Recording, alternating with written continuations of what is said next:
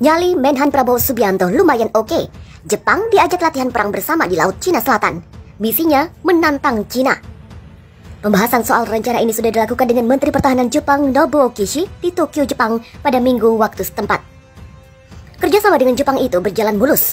Maklum, Jepang merupakan mitra dagang terbesar kedua Indonesia dengan total nilai perdagangan 24,3 miliar US dollar.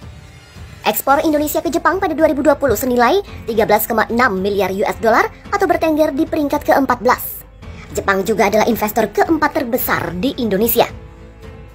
Rencana latihan perang ini dikupas habis Japan Times pada Senin 29 Maret. Prabowo dan Kishi sama-sama kompak mengirim pesan ke seluruh dunia. Isinya, Indonesia dan Jepang sangat menentang tindakan agresif Cina di perairan regional. Prabowo dan Kishi juga mendesak Cina untuk menahan diri dari upaya sepihak mengubah status quo di Laut Cina Selatan dan Timur. Sementara itu perihal penerapan undang-undang Cina yang memungkinkan penjaga pantai negeri tirai bambu menembaki kapal juga ikut ditentang. Kishi menyatakan Indonesia setuju meningkatkan kerjasama pertahanan. Salah satu wujudnya adalah mengatakan latihan bersama yang melibatkan pasukan kedua negara di Laut Cina Selatan. Pertemuan bilateral ini menjadi bagian dari kunjungan kerja Prabowo bersama Menteri Luar Negeri Retno Marsudi ke Jepang. Agenda utama kunjungan ke Tokyo adalah dalam rangka melakukan pertemuan 2+2 yang kedua antara Menteri Luar Negeri dan Menteri Pertahanan kedua negara. Demikian tulis Kemenlu Republik Indonesia seperti dikutip dari siaran pers. Menteri Pertahanan Jepang dan Indonesia setuju untuk latihan bersama sebagai tanggapan atas laporan milisi Cina di terumbu yang disengketakan.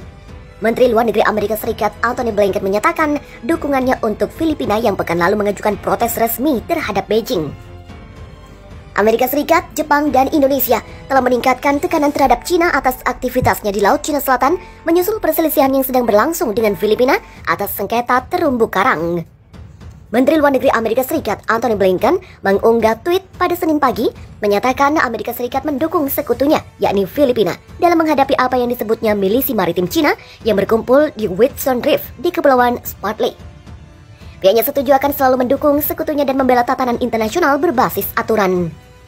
Sementara itu pada pertemuan pada Minggu 28 Maret, Menteri Pertahanan Jepang dan Indonesia sepakat untuk mengirim pesan bahwa kedua negara mereka akan sangat menentang tindakan apapun oleh Cina yang dapat meningkatkan ketegangan di perairan regional yang diperebutkan itu.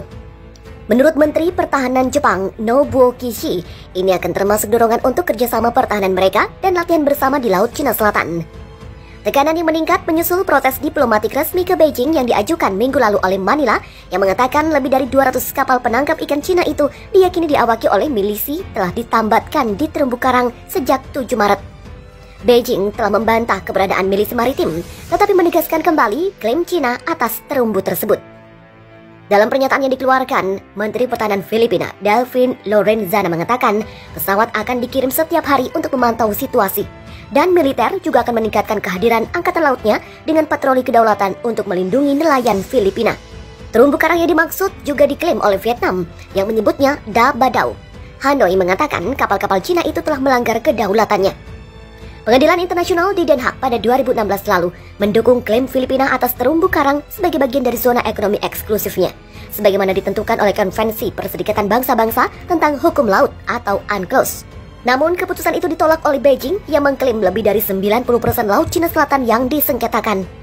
Setidaknya, perdagangan tahunan senilai 3,4 triliun US dollar melewati jalur air yang kontroversial tersebut.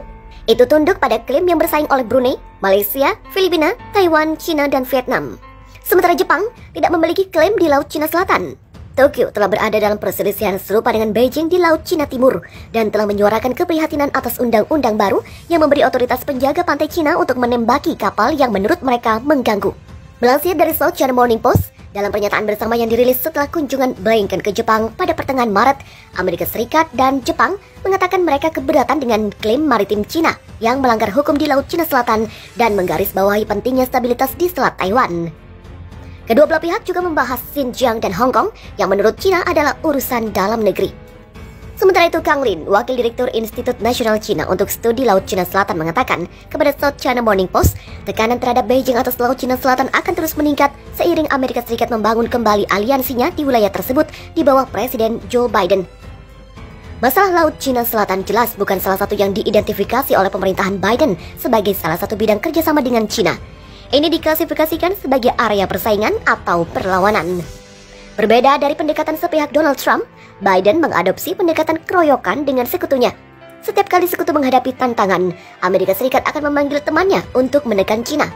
Oleh karena itu, Cina diperkirakan akan menghadapi tekanan yang lebih besar di Laut Cina Selatan dibandingkan saat pemerintahan Trump. Fakta pada pertemuan 2+2 dengan kekuatan regional tersebut akan menjadi simbol yang kuat dalam front persatuan melawan Cina. Jepang berharap untuk menandatangani perjanjian dengan Indonesia untuk membuka jalan bagi ekspor alutsista di tengah meningkatnya aktivitas Cina di Laut Cina Selatan. Menteri Luar Negeri dan Pertahanan dari kedua negara dijadwalkan bertemu dalam pembicaraan 2+2 hari itu untuk menyegel kesepakatan bersama. Jepang mengekspor perangkat keras militer hanya ke negara-negara yang telah menandatangani perjanjian transfer peralatan dan teknologi pertahanan. Dokumen tersebut menjelaskan aturan seperti persyaratan bahwa penerima mendapatkan izin Tokyo sebelum menjual kembali peralatan tersebut ke pihak lain. Perjanjian telah ditandatangani dengan 9 negara sejauh ini, yang terdiri dari Amerika Serikat dan negara lain yang sebagian besar berada di Eropa. Sementara di Asia Tenggara, Filipina dan Malaysia telah menandatangani kesepakatan, sementara para pemimpin Jepang dan Vietnam pada prinsipnya mencapai kesepakatan pada pertemuan Oktober 2020 mereka. Kesepakatan dengan kekuatan regional Indonesia bisa menjadi melambangkan upaya bersama antara Jepang dan tetangga untuk melawan ancaman Tiongkok. Tokyo diperkirakan akan mempertimbangkan untuk menjual perangkat keras seperti kapal pada tanah air. Minat kuat pada teknologi Jepang yang terkait dengan pendeteksian objek dan penyelamatan nyawa seperti radar dan pesawat penyelamat. Karena banyak usaha kecil dan menengah yang terlibat dalam pembuatan alutsista, salah satu tujuan Jepang adalah menopang industri pertahanannya dengan meningkatkan ekspor. Dulu, Jepang melarang ekspor semua alutsista. Ini sebagian mencabut larangan pada 2014 dengan menetapkan 3 prinsip.